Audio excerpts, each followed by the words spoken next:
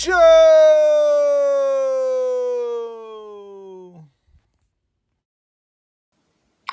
Welcome to the Bodkins Show. I am that dude, Bodkins, as always. Welcome to the UFC 275 pre-show. Today I am joined by none other than Mr. Smoking Amigo himself, Kenneth Miller. Hey, Thank you, Kenny. Thank you, Kenny, for joining us on our first ever UFC 275 pre-show. Craig was supposed to join us, but I don't know if his baby mama killed him or he was kidnapped by one of them hookers that he messes around with. So he is not here to join us. Maybe he'll join us for the post-show tomorrow night. We'll find out. Some housekeeping stuff real quick before we get started. Number one, make sure you hit the subscribe button, folks. And if you're watching us on Facebook, hop on over to the YouTube and follow us there. Hit the subscribe button. Leave your comments, anything like that in the comments section. So before we break down UFC 275, we got to talk about possibly the two biggest stars in UFC. And I'm talking one, Mr. Conor the Notorious McGregor. Him and Jorge Gamebred Masvidal are going back and forth on Twitter. Kenny, it seems like, is this still the biggest fight the UFC can make? Or, I mean, are they just blowing up Twitter because they both got nothing better to do right now? It's two guys that aren't going to compete for a belt, but they're still exciting draws. They're still going to get people to buy pay-per-views. It's still going to be a fun finish. One of those dudes will knock the other dude out. You know that. I think it's a fight we all want to see. It's a fight they know if they talk the right amount of shit on Twitter, they can make a lot more money. It's definitely a fight that's going to get done. I don't know if you really believe all the drama and the shit talking. I think they're just kind of trying to get it done. But I think it's a fight we all want. I mean, put the BMF belt back on the line, Dana. That's what it's for. Take two guys. They're brawlers. I mean, like I said, neither of them's fighting for the belt. Let them go fight for that one. That's what it's for. This is a fight to make for both of them, right? They're both on losing skids. I mean, we have Conor beat Cowboy, old Cowboy up. You know, that was 3 years ago. 2 years ago, and before that, I mean, really hadn't. When was his last run? Seems like 6 years ago, like when at the height, when he was actually really beating dudes. He's on a 3 fights losing streak, 2 losses to Usman, and then to Colby Covington. They've both been in the news for other reasons. It's still the best and biggest fight I think the UFC can make. They're still two huge stars. Now, Dana has come out and said yesterday that while he kind of likes that fight, it seems like he's more interested in Conor versus Mike Chandler, but that can't be nowhere near as the biggest money fight for Conor. Conor versus Mike Chandler, right, is not as big as Jorge versus Conor. I would heavily disagree with that. Okay. Well, Conor and Chandler moves the division forward, number one. Number two, you sitting here talking, man, Jorge's coming off all these losses, getting knocked out by people. Well, Mike Chandler just kicked Tony Ferguson into the stratosphere, and I'm not sure he came down yet. Mike Chandler might be the biggest name in the lightweight division that's not Charles Oliveira. So at the end of the day, I don't mean that as far as the best fighter. I just mean he's got himself on that pedestal right now because of what he's done in the cage. I think you put Conor out there with Chandler. I mean, Chandler's called him out twice now. I mean, go let it happen. If Conor wants to brawl, that's the dude he's going to be able to brawl with. Chandler, as good as a wrestler he is, he knows, we've seen, he kind of just wants to punch people in the face or kick them in the chin, I guess, But I think that Chandler and Conor, I think it's a better fight. It's not a better fight for Conor's chances of winning. I think he's got a good shot against Chandler still. Chandler's got a soft chin-ish. I mean, we've seen him get knocked down. But Conor's also fighting a dude. I mean, Chandler's a lot hungrier than Jorge is. I think Jorge knows he's at the end, just trying to make as much money as he can. Chandler's almost trying to reinvent himself. He wasn't this guy that we're seeing now when he was over in Bellator. So that's a man on a mission. I don't know if Conor really wants to fight him, but I do think it's a better fight for the UFC and just as exciting. I do think it's an exciting fight, but I don't think money-wise and draw-wise, I think Jorge has more draw than Mike Chandler does right now, just because of everything. And I mean, there's so many people behind him, right? From Jorge's background of, fighting with Kimbo Slice in the backyards. I mean, he's probably the first YouTube video you could ever find, right? On fighting is probably Jorge Masvidal and Kimbo Slice somewhere out there. I just think that, I mean, it doesn't seem like Conor wants to go back down to 155. Now, I know Chandler said he would fight at 170. Now, a couple years ago, Dana said that Jorge's too big for Conor, and I think that's ate at Conor a little bit, and that's the reason why he's kind of beefed up and they're kind of chirping back at each other. Jorge was on Ariel Helwani's show, the MMA Hour, and said, like, hey, that cheap whiskey, that cheap whiskey, I'll knock both of them out. So I think Jorge wants that fight, like you said, because, I mean, who's left in the welterweight division, and especially in the top, 10 that you feel comfortable that Jorge could beat? There's not anybody out there. And I think that for Conor's comeback, he could have a better, like you said, had a better chance to beat Jorge than he probably does Mike Chandler. Well, they both need to fight somebody that wants to stay on their feet. That's just plain and simple of it. They want to stay on their feet. Conor looked pretty good against Dustin last time until he went for that dumb guillotine and ended up getting his head elbowed in, you know what I mean? So I think they just both want to go bang for a minute, and I think it's a good fight for them. I do think that you're really overestimating the draw of Jorge now. Like, I just don't think it's what it used to be. I mean, I think that it's a bigger draw if you got that bad blood, like if him and Conor talk shit, or if it was him and Colby to fight again. But I think that really him and Conor, that's the only time you're going to get that draw like that. I don't think you're really going to get a big draw from Masvidal like you're used to seeing.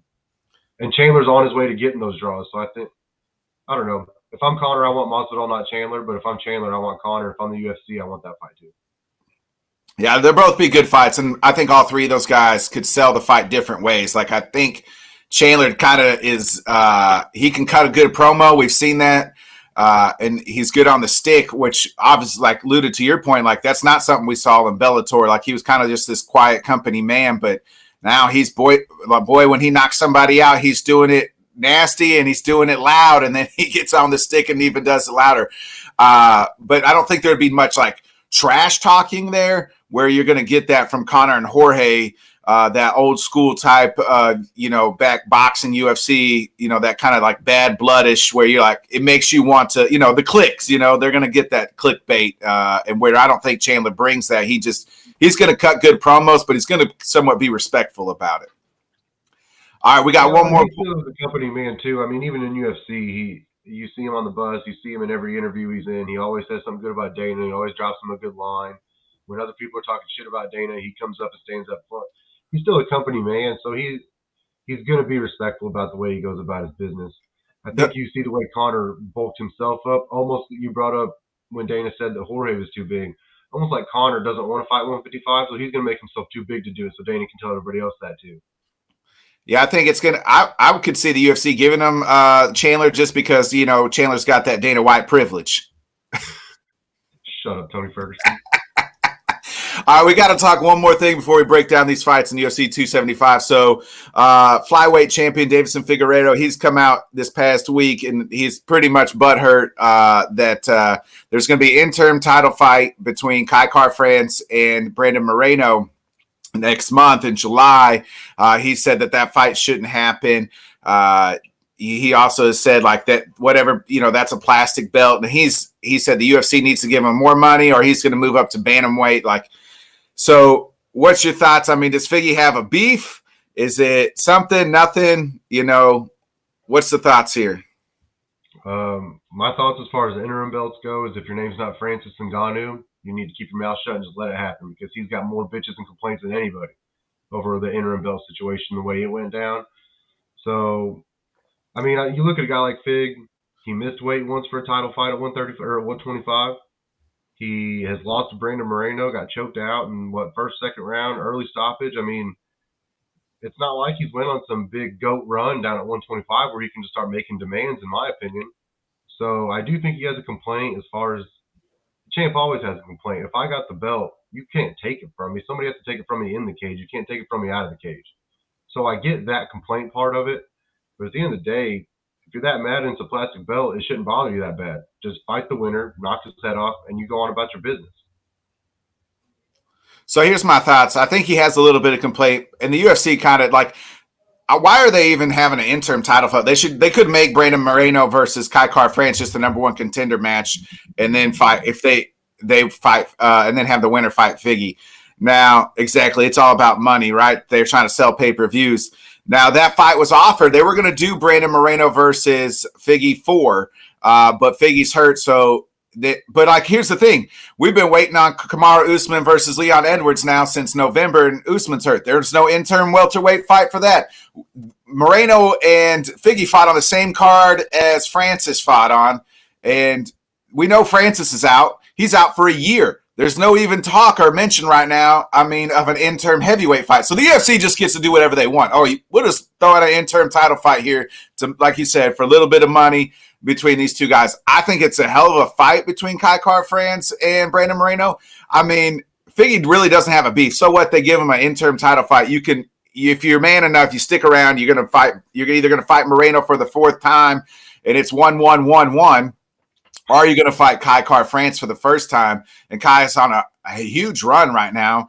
He's knocking cats out. And so I like the Kai Kara-France Brandon Moreno fight, but I could see where Figgy has a beef. But at the same time, just get over it and move on. You're hurt. They offered you the fight. You didn't take it. The UFC is about making money. Just stick around, wait it out. Maybe these two guys battle each other out, and it's a war, and then you get to pick up the scraps a few months later. Well, you brought up two names of guys, champs that got hurt, and there was no interim fight. One of them is trying to be the GOAT, not the GOAT of the division. He's trying to be the GOAT in Usman. So he can do that. If he gets hurt, you're going to take the belt from Kamaru Usman? Are you serious? No, you're not. So, and then you talk about Ngannou, knocked out the GOAT. The only reason there's an interim belt, number one, in the heavyweight, we knew he wanted Lewis to fight in Houston. Okay, get that. And Gon's his boy. Well, you made all that happen, got Lewis to look bad against Gon, and Gon looked very bad against Ngannou. So to have an interim belt, we all know it's fake now. There's not an undefeated Gon sitting there where you can say, oh, well, now, the exception being Jones and Stipe. If they fight, that's for the interim belt. You know what I mean? But I don't really think that Dana is in a hurry to get the bad blood going again with Francis and mess up those negotiations again, just like he did last year. So it's a way different situation with Fig than it is with Usman and with Ngannou as far as interim belts. But like you said, just keep your mouth shut and go get it done, dude. Just pick up the scraps. Yeah, right. That's the best bet, is that they're in this huge war, and then he just gets to pick up, they take so much out of each other. And maybe him and Fig took so much out of each other, Moreno and Fig took so much out of each other in their trilogy, that Kai Kara-France has got the straight to the title shot here. Well, can become the champion. He's looked real good in his last 3 fights or so. All right, so let's break it down. It's time to get into the UFC 275. It starts tonight at 9 o'clock, live from Singapore. We're going to break down. We'll talk about the fights, give our picks. We're going to have a dog on the card, and we get a lock on the card. All right, so we'll have like a little point system as well. Tomorrow on our post show, we'll clown each other for who's winning and who lost. So let's start tonight. So the first fight we have, I'm going to butcher some of these names because I can't read. It's Jack Della. I'm going to need your help on this last name. What's the last name? Maddalena, man. That's my boy. Maddalena. All right. Yeah, Jack Della Maddalena. He's 11-2, 5-0 in the UFC. It's a welterweight fight. He's fighting Razman Imov, who's 20-5. He's coming off of a loss. Now, Jack is minus 160. He's the favorite, and then you have Razman Imov plus 135. Bro, you and these names. So I got Jack over Amiv. Like I said, Jack's my guy. Jack's a finisher. He always tries to finish. He doesn't like decision fights. Amiv's got 7 fights in the UFC. All of them went to decision. You give me those two things, I'm gonna take the finisher every time. If you're a decision fighter, you know how to fight decisions. You know you're gonna try to fight decisions. That means you're gonna be a little more passive. You're gonna try to keep the distance a little more. Jack likes to keep the pressure on. He likes to get in there. He likes to have a little war. I'm going to take Jack. Yeah, I like Jack in this one. Here's the thing. He's 5-0 in the UFC. I think they put him on the pay-per-view card to get his name out. Like this is where he can be like a Rahman or get his name going to generate some buzz to get him, start building his name up like they've done a few of these other guys in that. The welterweight division's got some studs coming, boys. We're talking about, I've said Rahman and Now I'm drawing a blank. What's the old dude's name that's just beat up Burns? Kamzat or Yeah, Chimaev?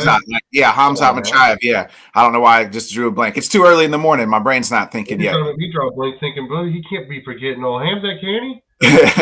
Oh, Hamzat Machaev. So like those are some young bloods, like they're trying. So I think this is a prime spot for Jack to show out his skills here. I like Jack. Lock it in. We're both on Jack 1-160. We're hammering that home, so we both like Jack on that one. The next fight was supposed to be the flyweight battle here, but that fight got canceled. So let me pull up my phone. It looks like it's our buddy. It's Andre, another welterweight battle. It's Andre Fijajo versus Jake Matthews. I probably butchered his name. Hey, sorry. It's as bad as you did Jack's name, so we'll pick that one. Andre is 16-4, and Jake Matthews is 17-5. I'm gonna take Andre in this one. Almost the same as the first fight, as far as Matthews likes to fight to decisions. Andre had one decision loss 2 fights ago, and in those next 2 fights, I guess it was 3 fights ago, in his next 2 fights, he's got first round finishes. That's a man on a mission now. I'm going to bring up a name, and I don't mean this to sound, he almost fights like Yuri. Not that like dominant, but at the same time, like he strikes from weird angles, and he always keeps the pace. As soon as you think, hey, I got a second to breathe, he's got another one coming at you. And I always take the finisher over the decision guys. I almost took Jake. It's not the hometown thing. I know it's in Singapore, but I try to pick a lot of those guys from down there. Jack and Jake. I would have picked Witt if he was on the card. I like all them guys. So I hate picking against Jake, but at the same time, man, Fella's is kind of a bad dude on a mission right now, and I'm not going to pick against him. I think Jake Matthews, he's been around. And he's fought some tough names. I like Jake Matthews.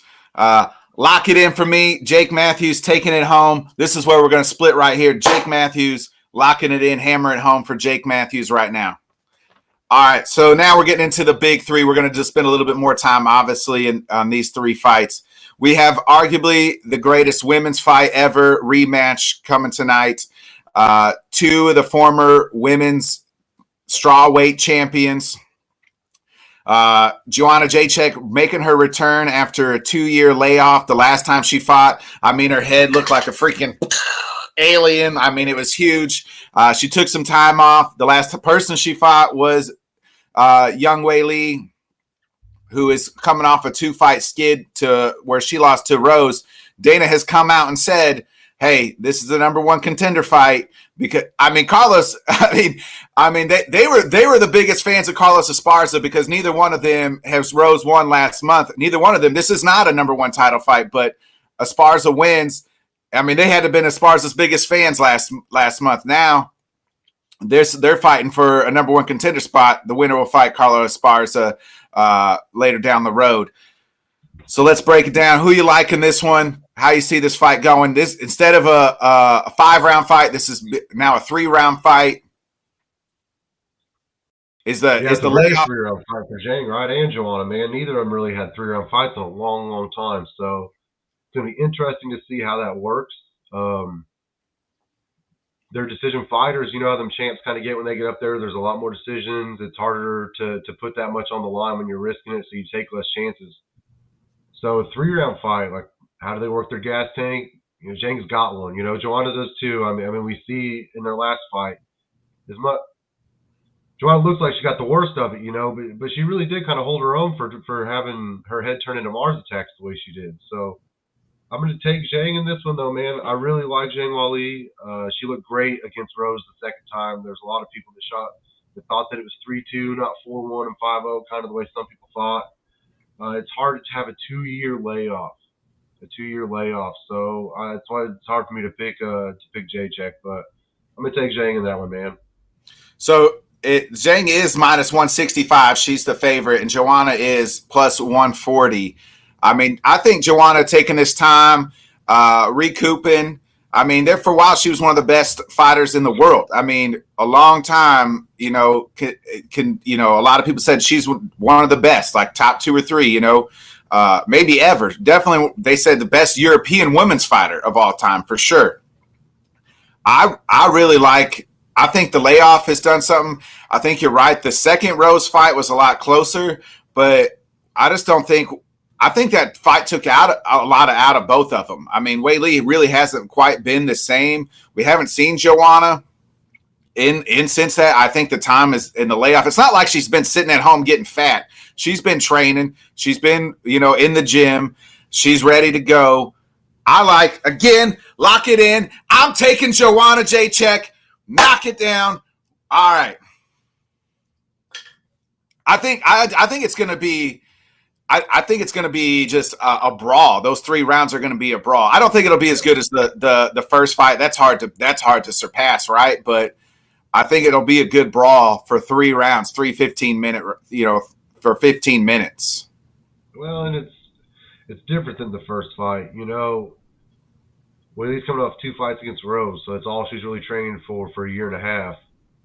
She has no idea what Joanna's been doing as far as how has she evolved in that 2 years she's been off. Is there going to be some ring rust? Probably.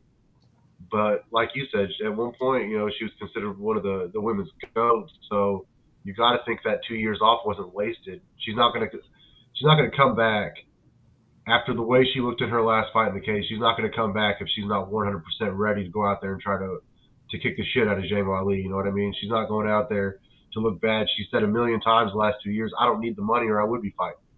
So she's not doing it for the check. All right. So now, speaking of women's, considered goats, now we're talking about maybe the pound per pound women. For women, the Bullet, Valentina Shevchenko. You know who I'm trying to say. The Bullet. That's all I need to say is the Bullet. Okay. She's taking on Tatiana Santos. Now, the huge discrepancy, and this is the biggest discrepancy in the card. Valentina is minus 625. She's 22-3. Tatiana is plus 450. She is on a 4-fight win streak. The wins that include Roxanne Modafferi and Molly McCann. So it's not like she's, on this 4-fight win streak. She's not just, beating bums. She's beating some pretty good, tough girls. All right. So don't leave off Joanne Wood. If you're going to start bringing up the people that Tyler Santos has beat, you can't leave off Joanne Wood. Joanne Wood was in the #1 contender fight with Lauren Murphy, who just got her ass kicked by Chevy for the belt. So Joanne Wood's the name you need to bring up too, and you're talking about Tyler Santos and that win streak. You had said something earlier in the show. You said tomorrow for a post show will be a chance to clown on people for some picks. My friend, I'm going to give you the first chance for that right now. I'm going to take Santos over Chevy. Woo! Yes, sir. I know that it is crazy. I know that it sounds crazy. I know that I absolutely love Valentina Shevchenko. I'm worried about her. And I'm not worried about her in a sense of I think Tyler Santos is some gangster. Now, what I do know, so I rewatched Santos and Wood this morning because I wanted to see it and I wanted to just kind of get my eyes on her again. Heavy, heavy hands, bro. Heavy hands. And she takes shots. She took a lot of shots from Joanne Wood that Joanne Woods put people on her asses with. And Santos just looked at her, kind of smirked a little bit, came firing, knocked her down 2-3 times, ended up getting the rear naked choke finish. Now, one thing that Chevy's talked about for the last, since she fought Amanda the last time, all I got to do, I got to get back to Amanda, we need to make that fight, I got to get back to Amanda. When you got this person on a pedestal and that's what you're looking at, all I got to do is beat this person, that person loses, not just loses, look bad doing it. I just worry that it's going to put out a little bit of that fire. When you're working your whole life as a villain to beat Superman and then a train hits Superman and kills him, what do you kind of lose a little motivation to get out there and really work on being as bad as you need to be, right? So I worry about Chevy a little bit. I worry that Santos can catch her with a couple. And if she gets her rocked a little bit, man, she is a bad son of a gun on the ground.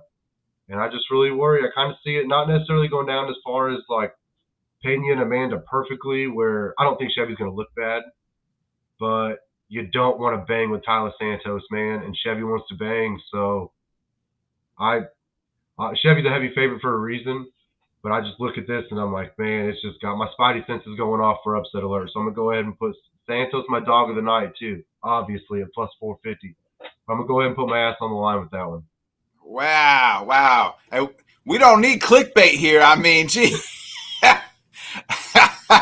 Man, I honestly think the complete opposite. I think Chevy can bang. She can get on the ground. I mean, we've seen her choke people out. We've seen her. I mean, Jessica Andrade is one of the heavy hitters. And we see what she did to Andrade. And that was two fights ago. I just think one thing that the Bullet is that fighting is her life, right? She's not married. She doesn't have kids. She's not like Amanda now trying to start a family. This is who she is. This is what she's about all the time. That championship belt, that's who she is. She loves it. I think the only reason she's talked about going to bantamweight to 135 is because she's looking around. She's beat everybody. There's nobody else that she can beat in that division if she beats Santos tonight. I think that I lock it in. It's the Bullet all day. The Bullet. Not lock it in for me. I mean, I don't know what you're smoking over there is what's in them grills right now, boy, to be thinking Santos. But hey, I mean, at plus 450, why not, right? Hey, you gotta have a dog of the night somewhere, right? All right. So now it's the main event, the light heavyweight championship. At one time, probably the most prestigious UFC title. I feel like at one time it was probably the most prestigious one. I mean, that's just where they had all their names, and it's kind of since Jones has left a little bit, it's lost a little bit, but. We got Yuri Prochazka, who is minus 200. He's 2-0. He's coming off in the UFC, but he's 28-3 overall. 2-0 in the UFC. Killer KO last year when he smoked Dominic Reyes versus the champ, 40-year-old. If I would have said 10 years ago, Kenny, that Glover Teixeira is the UFC light heavyweight championship of the world, you probably would have thought I was on crack. But Glover Teixeira, I'm glad he finally got the belt, but I definitely would have thought he was on some good drugs. Whatever, he was on the same drugs I was picking when I took Santos. Glover Teixeira on a 6-fight win streak. He's plus 170. Who you like in the main event? Is it Ann Still or Ann New? I can't pick Ann New twice. No, I guess I am going to pick Anu twice. I was looking at the odds thinking, man, there's no way the champ's the dog, right? But, man, when you look at the way Yuri put Dominic Reyes out, man, and the way that he's trying – the dude's a video game. Like, as much as we said Izzy was a video game, Izzy is like a textbook. Like, you see him and you're like, oh, that's what a great striker is supposed to look like. Yuri's a great striker in a way that you're looking at like no one's ever supposed to fight like that. I mean, he's one step away from Eddie Gordo on tech and just button mashing. I mean, the dude throws stuff from angles that people ain't never seen before.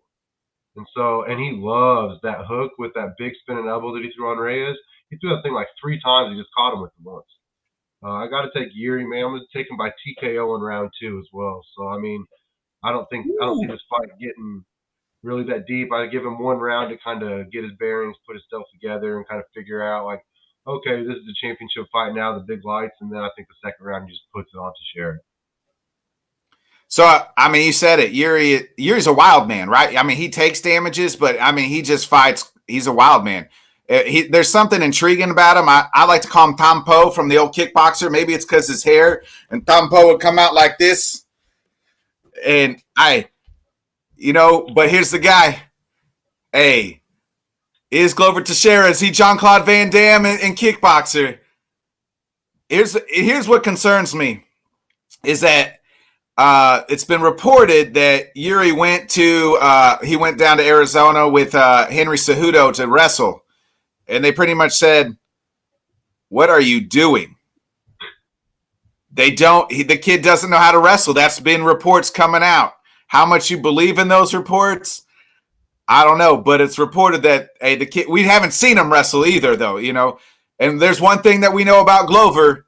He gets it to the ground. It's lights out for you. I mean, he's choking you out.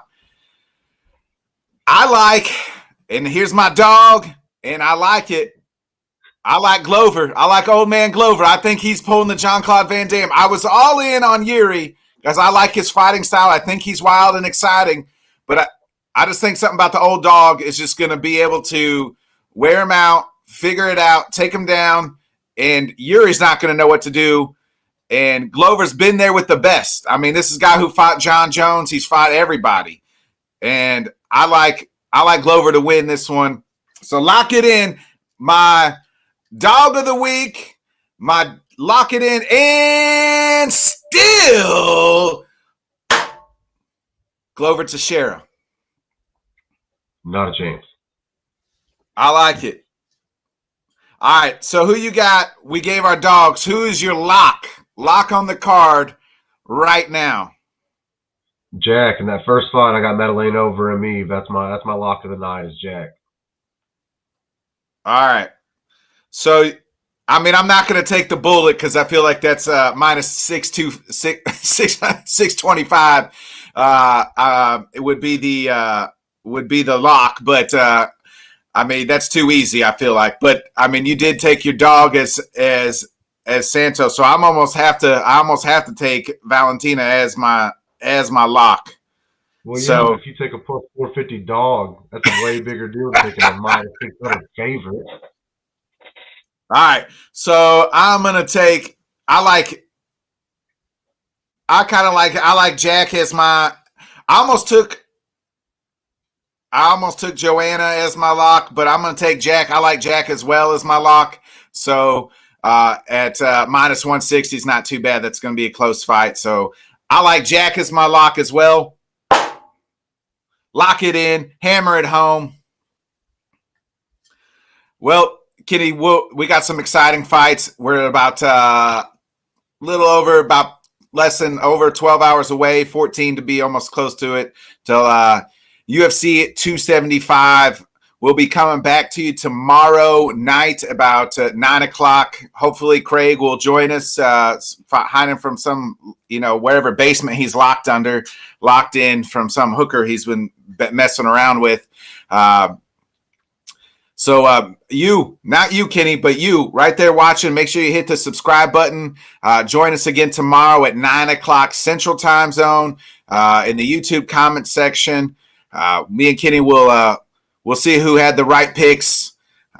You get 1 point for each pick, 2 points for your dog, 2 points for your lock. We'll see. We had a similar, but a lot of different. I mean, Kenny's he's smoking a lot of things, taking Santos. He probably thinks the same thing I'm thinking, taking Glover. But I like old man Glover. I like both and still tonight.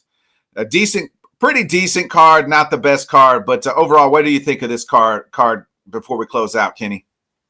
I think if you take one of the bottom 4 or 5, or the fight 4 or fight 5 off the main card, and you put Whitaker back up there where it was supposed to be with Vettori, I think this card looks a hell of a lot different. Yeah, that would have been 4 fights that you really wanted to see, right? Like, I mean, you have the big 3. Not just we're getting forced to see. That would have been 4 fights that you absolutely wanted to see. And the 5th one would have been good no matter which one of those 2 they picked. So it's hard, Dana can only do so much when you're losing fighters. It's hard to get guys to go on a pay-per-view card on short notice, especially for like a number 1 contender type fight. A lot of guys don't want to put it on the line like that. So I think Dana kind of did what he could do. Yuri's one of the most exciting fighters. Chevy's arguably one of the GOATs. Whaley and JJ was one of the best fights we've ever seen. So we got a good top 3 and some exciting 4 and 5. So I think we're all right. Yeah, I'm kind of with you. Had Whitaker and Vettori been on this card like they were supposed to, Whitaker got hurt. That card is actually, that fight looks like it's moving to a UFC fight night in Paris, France. So that'll be good. It looks like also on that, it might be a pay-per-view because I think I've heard Cyril Gane versus Shuey's going to be on that fight as well. So surely that's maybe, I mean, the London cards are huge. So like those are like mini pay-per-views. So maybe that Paris fight night will be like kind of like the London cards, because if you're getting Whitaker and Vettori and then you're getting Shuey and Cyril Gane on that card, shit, that's almost better than these this card. Those are both fight night headliners at the very least, and those are really pay-per-view fights. So, I mean, if you're gonna have them both on one card, it'd be hard to see them not being pay-per-view fights. They're both 5-rounders. I mean, how are you gonna do that? Yeah. So it'll be. Well, I mean, I think Surreal Gone could go 5, but I mean, Tuivasa has never got. He doesn't really get his actions quick and fast. What I mean is at the main and the co-main, they're going to be 5 scheduled fights. They're not going to go 5. No. Yeah, 100%. All right, folks. Well, make sure you come join us again tomorrow. I appreciate everybody. Make sure you again hit the subscribe button, the like button, share button. Thanks. We'll check you tomorrow night for our UFC 275 post show. This has been another episode of the Bodkin Show. Appreciate you. Let's go Santos.